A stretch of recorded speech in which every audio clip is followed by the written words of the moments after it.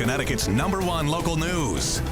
This is Channel 3 Eyewitness News. Good morning, everyone. It is Tuesday, February 23rd, and I'm Wendell Edwards. Before we get started with today's headlines, let's get straight to meteorologist Scot Haney. The morning commute a little slick, but temperatures are expected to rise, Scott? Yes, into the upper 30s, low 40s, and Wendell by tomorrow, 45 to 50. Yes. Not bad, right? All right, let's take a look at a gorgeous sunrise this morning in Old Saybrook. Isn't that picture perfect? Beautiful, right? The sun was up at 6:34 this morning, and unfortunately, we're going to see an increase in cloud coverage during the day today. And between about 12 and 6, we are expecting some rain and some snow showers here in Connecticut. So we've got some icy roads out there. Be careful. There are some icy spots being reported pretty much across the state, so exercise caution underfoot and under tire. Another nice eye-cam shot in Hartford with a temperature of 32, right at the freezing mark. Again, the numbers are better than where they should be by about 10 degrees this morning, but we're still at or close to that freezing mark, which again is cause for concern. Some residual moisture from yesterday stuck around, and it's on the pavement out there this morning, and it has turned over to a little bit of black ice, so be careful. All right, as you can see from the icons, 1 o'clock, 2 o'clock, there will be some scattered showers in the state. Anytime after noontime today, more of the same for the shoreline. Temperatures there will top out in the mid to upper 30s, if not low 40s. You'll notice some rain and some snow showers 1, 2, 3 o'clock this afternoon. So it's not going to amount to much. It's more going to be of a nuisance than anything else, getting everything a little wet. All right, now the temperatures out there this morning, the tight temperature gradient between 25 and 36 this morning, 25 in Meriden, 36 in New Haven. And the winds, they picked up a little bit. Variable, anywhere from 3 to 7, so not a lot of wind chill out there this morning. But it's cloudy. It will become cloudy and a little bit icy to start. Snow and rain showers today between 12 and 6 p.m. and then 45 to 50 degrees tomorrow. Here's early warning futurecast. Tomorrow's weather today shows us a little bit of that rain, a little bit of that snow. 1 o'clock, 2 o'clock, look at 2 o'clock, 3 o'clock, all right, 4 o'clock. 5 o'clock, it starts winding down, and by 6, it's gone. Now, tomorrow night, Wednesday night, the cold front actually makes its way through, and that'll produce a couple of more scattered showers Wednesday night through Thursday morning. But tomorrow's looking good with a southwesterly flow. Temperatures are going to rise to between 45 and 50 degrees. This is tomorrow night. Maybe some rain and some snow showers in the state, and it's quickly gone by Thursday morning. Daytime highs today in the mid to upper 30s, low 40s, with snow and rain showers developing. Your overnight lows tonight, pretty similar to where we are this morning, in the upper 20s, maybe some low 30s out there. Mostly cloudy early and then partial clearing. And then your 7-day forecast includes 48 tomorrow, between 45 and 50 degrees tomorrow. That's awesome. Then Thursday, we're talking about a much colder, windier day. 41 degrees, not bad in terms of temperature, but the wind is going to make it feel substantially colder. Friday, colder yet, 36 degrees. Saturday, looks like a weak disturbance is going to make its way through. It doesn't look like a big storm, but we do want to pass that along to you. We're expecting some rain and some snow, more rain than anything else.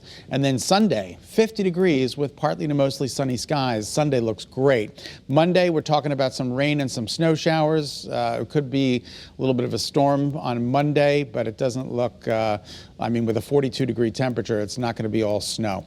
All right, that's a check of your early warning forecast. From the Early Warning Forecast Center, I'm meteorologist Scot Haney. Hoping you have a great day. Wendell, we'll send it back to you.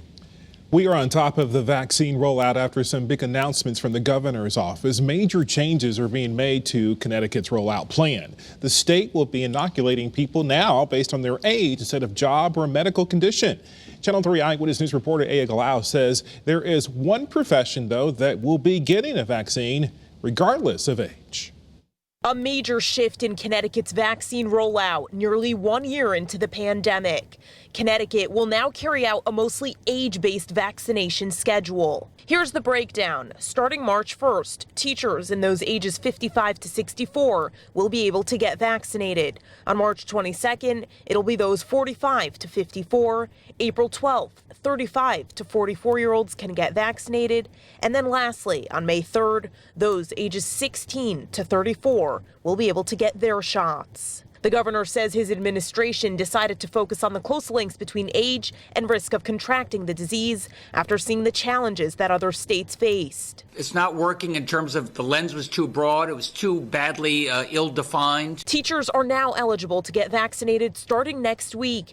Educators will have clinics solely dedicated to them. For me, if there's a clinic dedicated just for me at hours where I can go, and I won't have to leave my classroom once again in order to do that, I think that that's highly beneficial. Aya Galal, Channel 3 Eyewitness News. 7:05 now. Some U.S. flags are lowered this morning in a somber tribute to more than 500,000 people in America dying from COVID-19. The White House held a memorial last night to honor those lost. President Biden said the nation can't be numb to the sorrow. As we acknowledge the scale of this mass death in America, we remember each person and the life they lived. With more than 44 million people having received at least one vaccine dose, President Biden promised better days ahead. As this pandemic looms, small business owners are asking for more help. The president says he'll be giving more federal money to small businesses struggling. Starting tomorrow, the administration will open a 2-week window. Businesses with fewer than 20 employees can apply again for loans under the Paycheck Protection Program. The president also said he's carving out $1 billion to be used for sole proprietors and independent contractors. The U.S. Supreme Court has ruled in favor of a New York prosecutor who wants to obtain former President Trump's tax returns. The ex-president has openly fought to protect his financial papers from prosecutors. The tax returns, though, will not become public since they are now part of a prosecutor's criminal investigation. Let's talk about the latest numbers for the coronavirus in Connecticut. The daily positivity rate is at 2.58%. Now, that's the same as it was on Friday.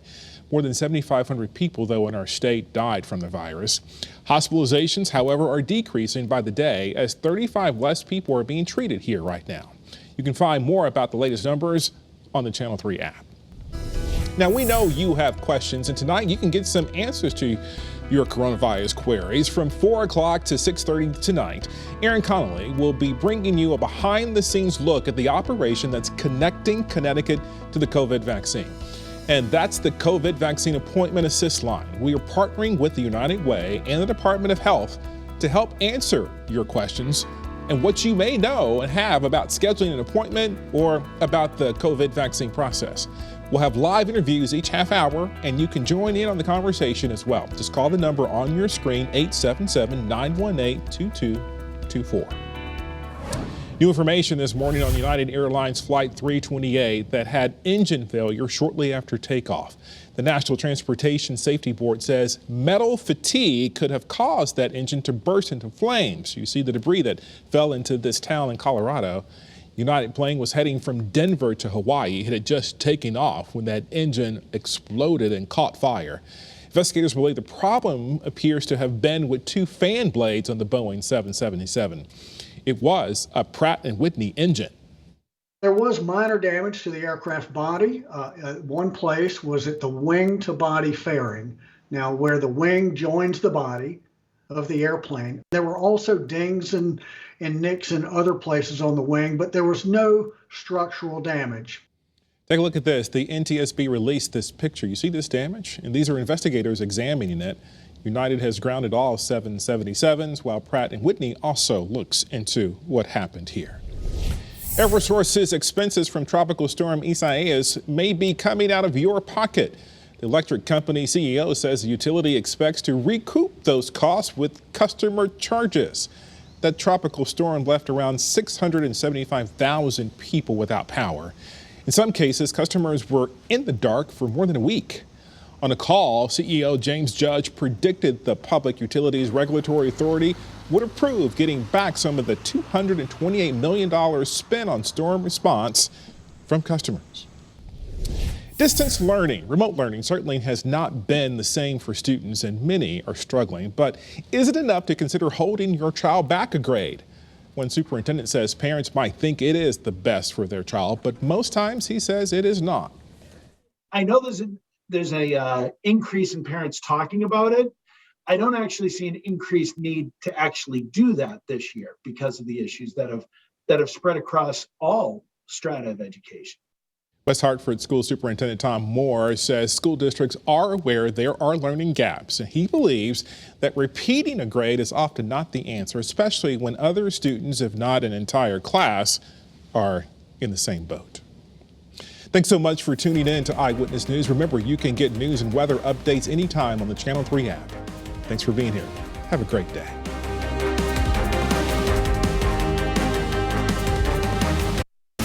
watching Channel 3 Eyewitness News. Watch us live wherever you are on our mobile, on our streaming news app. And you can also watch us on Roku, Apple TV, and Fire TV.